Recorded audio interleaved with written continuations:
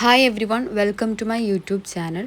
സിമ്പിളായിട്ട് ഉണ്ടാക്കാവുന്ന ഒരു ലഞ്ച് റെസിപ്പീസാണ് ഇന്നത്തെ വീഡിയോയിൽ. അപ്പോൾ ആദ്യമായിട്ട് ചിരങ്ങ കൊണ്ട് തോരനാണ് ഉണ്ടാക്കുന്നത്. ഇത് വെച്ചിട്ട് ഓൾമോസ്റ്റ് ഞാനൊരു താളിപ്പാണ് ഉണ്ടാക്കാറുള്ളത്, അതിൽ തേങ്ങാപ്പാലൊക്കെ ഒഴിച്ചിട്ട്.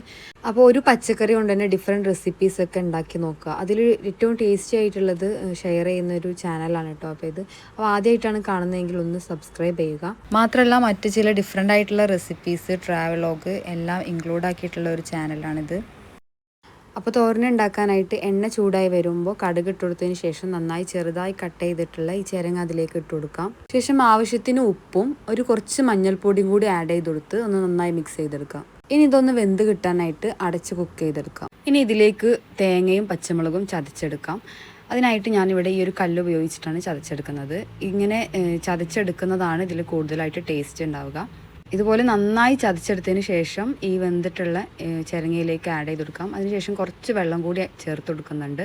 ഇനി ഇതൊന്ന് മിക്സ് ചെയ്ത് ജസ്റ്റ് ഒന്ന് അടച്ച് വെച്ച് കഴിഞ്ഞാൽ ചിരങ്ങ തോരൻ റെഡിയായി കിട്ടും.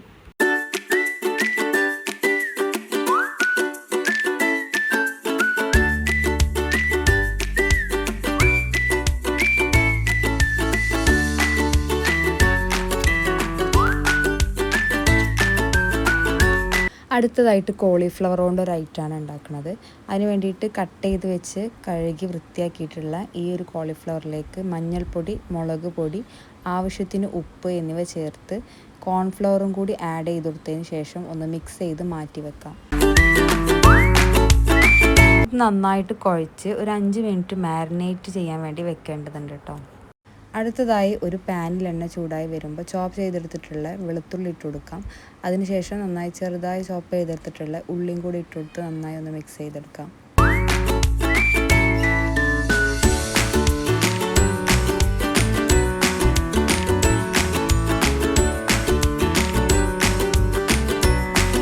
ഉള്ളി ഒന്ന് ട്രാൻസ്പെറൻ്റ് ആയി വരുമ്പോൾ അതിലേക്ക് ചില്ലി ഫ്ലേക്സ് ആഡ് ചെയ്ത് കൊടുക്കാം.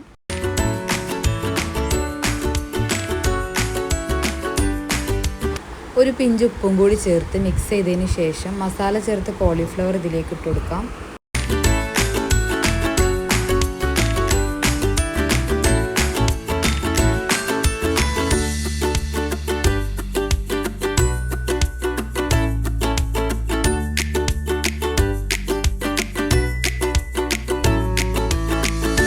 ഇതൊന്ന് ഡ്രൈ ആവുന്നത് വരെ മിക്സ് ചെയ്ത് കൊടുക്കാം.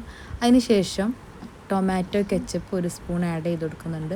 ഇത് ആവശ്യമെങ്കിൽ മാത്രം ആഡ് ചെയ്ത് കൊടുത്താൽ മതി, സ്കിപ്പ് ചെയ്യാവുന്നതാണ്.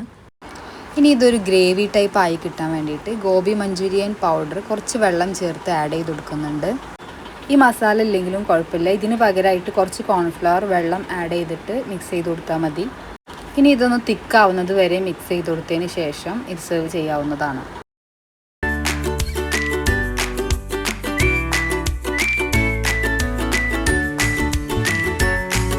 ഇനി അടുത്തതായിട്ട് സാമ്പാറാണ് ഉണ്ടാക്കുന്നത്. അതിനുവേണ്ടി കുറച്ച് പരിപ്പ് ഞാൻ വേവിച്ചെടുത്തിട്ടുണ്ട്. ഇത് ജസ്റ്റ് ഒരു വിസിൽ മാത്രം വന്നാൽ മതി. അതിനുശേഷം കുറച്ച് പച്ചക്കറികൾ കട്ട് ചെയ്തെടുക്കാം.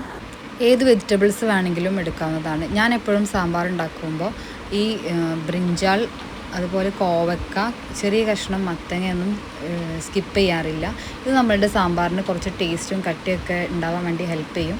ഇനി അതിലേക്ക് കുറച്ച് മഞ്ഞൾപ്പൊടി, മുളക് പൊടി, സാമ്പാർ പൊടി, കുറച്ച് മല്ലിപ്പൊടിയും കൂടി ഇട്ട് കൊടുക്കുന്നുണ്ട്. അതിനുശേഷം കുറച്ച് ഹിങ്കും കൂടി ആഡ് ചെയ്തെടുത്തിട്ട് വെള്ളം ചേർത്ത് ആവശ്യത്തിന് ഉപ്പും ചേർത്ത് ഒന്ന് കുക്ക് ചെയ്തെടുക്കാം. ഒരു വിസിൽ വന്നു കഴിഞ്ഞാൽ ഇത് വെന്ത് കിട്ടും. ഇത് തിളക്കുമ്പോൾ ആവശ്യത്തിന് പുളിയുടെ വെള്ളം കൂടി ചേർത്തതിന് ശേഷം നമുക്ക് വറവിട്ടെടുക്കാവുന്നതാണ്. അതിലേക്ക് വെണ്ടയ്ക്കയും കൂടി ഇട്ട് കൊടുക്കാം. ഇപ്പോൾ ഇവിടെ സാമ്പാർ റെഡിയായി കിട്ടിയിട്ടുണ്ട്. അടുത്തതായിട്ടൊരു ചമ്മന്തിയാണ് ഉണ്ടാക്കാൻ പോകുന്നത്. അതിന് വേണ്ടിയിട്ടൊരു ചട്ടിയിൽ കുറച്ച് എണ്ണ മാത്രം ചേർത്ത് വറ്റൽ മുളക്, ഒരു കഷ്ണം സവാള, ഒരു ചെറിയ പീസ് തക്കാളി, ഒരു പച്ചമുളകും കൂടി ഇട്ടൊന്ന് വഴറ്റിയെടുക്കാം. ഈ വഴറ്റിയെടുത്തത് ഒരു മിക്സിയുടെ ജാറിലിട്ട് നന്നായി ഒന്ന് മിക്സ് ചെയ്തെടുത്താൽ ചമ്മന്തി റെഡിയായി കിട്ടും. ആവശ്യത്തിന് എണ്ണയും കൂടി ചേർത്ത് കൊടുക്കാം. അപ്പോൾ സിമ്പിളായിട്ട് ലഞ്ച് റെഡിയാക്കുന്ന ഈ റെസിപ്പി ഇഷ്ടമായിട്ടുണ്ടെങ്കിൽ ഒന്ന് സബ്സ്ക്രൈബ് ചെയ്യുക. Thanks for watching.